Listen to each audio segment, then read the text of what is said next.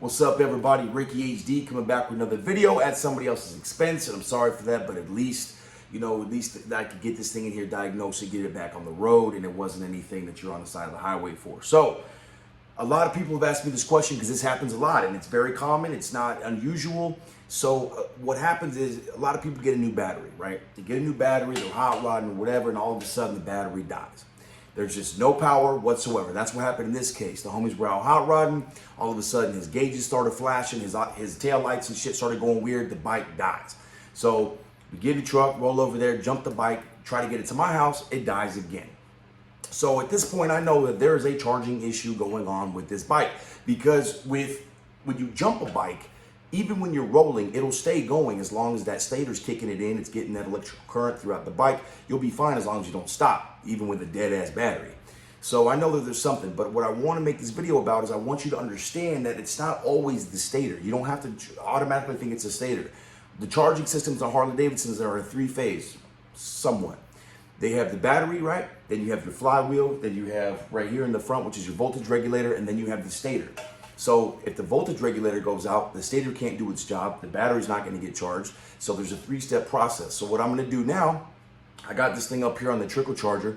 We're going to do some dry tests. For everything you need to do to diagnose your bike and see what's going on with it, all you need is a voltage meter, and make sure that it has AC to DC current, because that's what this does. It takes that AC current, turns it DC current, and the voltage regulator makes sure that that battery doesn't get overpowered, get fried, or whatever.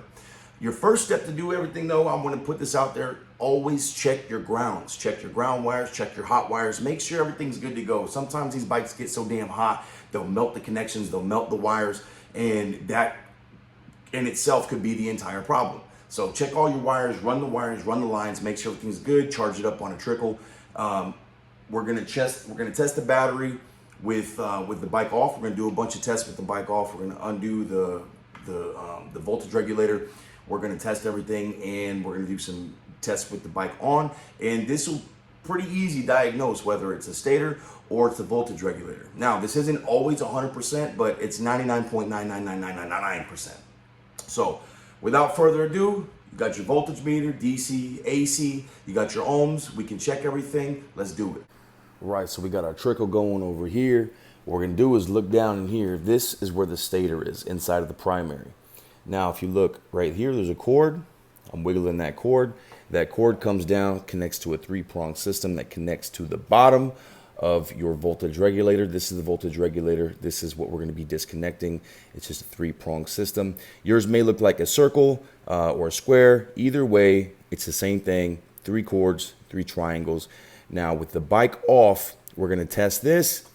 We're going to test the battery, and we're going to do some open line tests. So first thing you need to do is take this apart, get access to your battery, and we'll be back.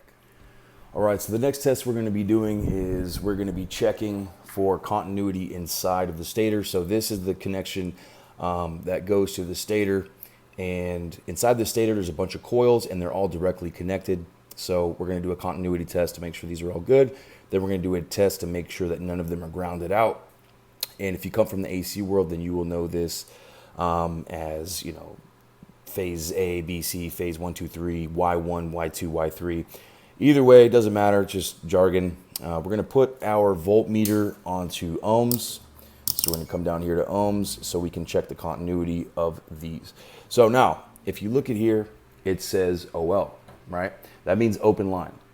What we do not want is for there to be an open line when we take a direct current test. So we're going to be putting our prongs inside of here to make sure that they're all connected, make sure there's nothing broken. If we do get a reading that says OL with these, what you will see is that inside of here there will be a broken coil. That means that there's no continuity inside the coils of the stator. So I'm going to start with, let's go to B, and I will take this inside of here. And okay, we have a volt reading, wiggle it around. We're going to come over to C. Okay, we have a reading there. We're going to go down to A, put it through B. We got a reading through C. We have a reading. Now we'll put this to Charlie and go through Alpha and Bravo. All right, cool.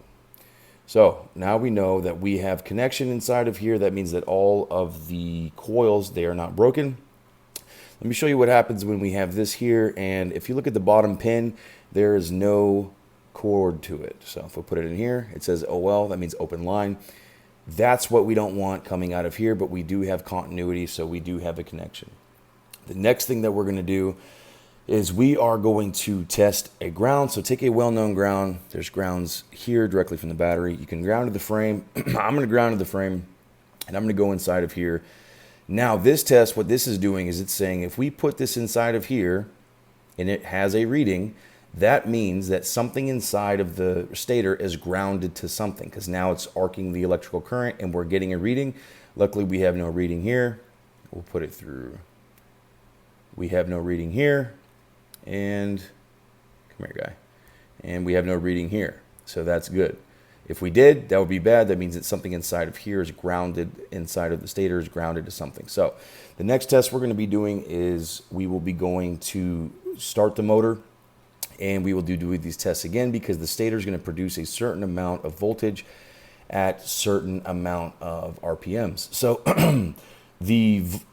your stator creates AC. Again, that's that squiggly line. That's the alternate current. It comes in here. The rectifier, regulator, whatever you want to call it, it rectifies that AC current into DC current, which is a direct current. And that takes it up to the battery, and that keeps the battery charging and charged and good to go. So we're going to test all that next. And again, what comes out of the stator is AC. What goes into this and rectifies it goes into direct current. And that's why the battery is always read by direct current. So let's do it. All right, so what I'm going to do next is I'm going to do some bike running tests. If you look here, it's on volts AC.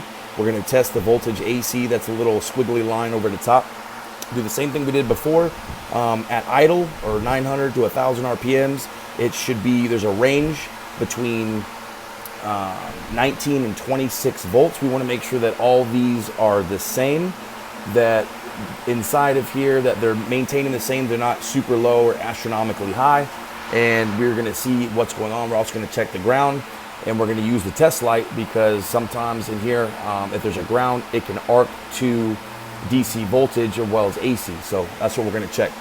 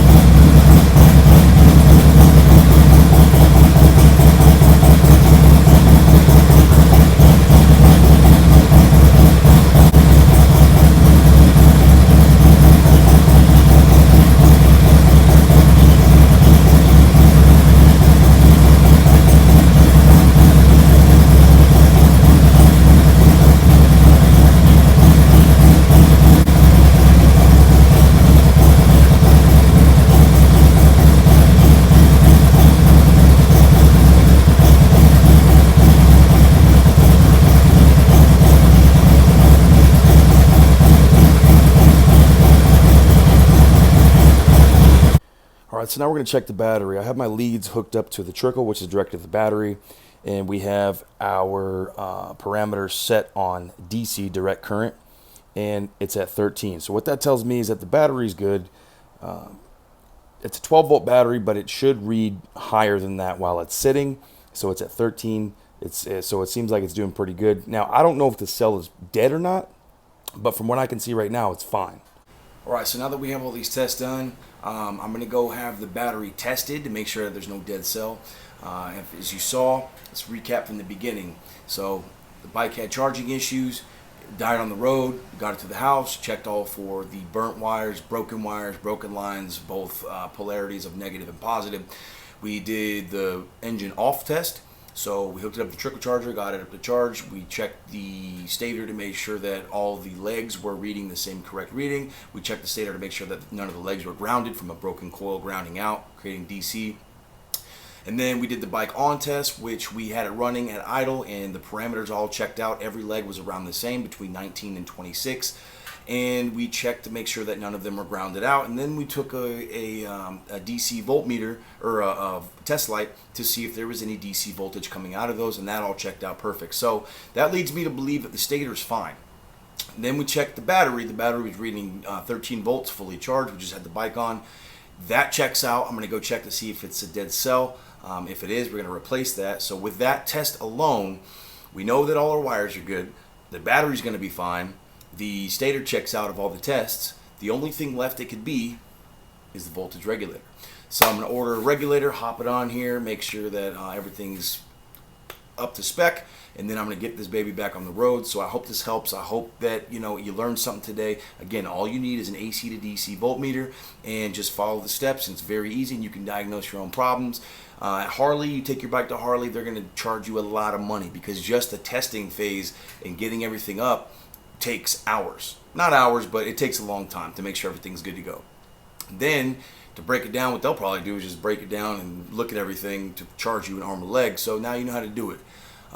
Without further ado, I hope this helps. I'll see you next time.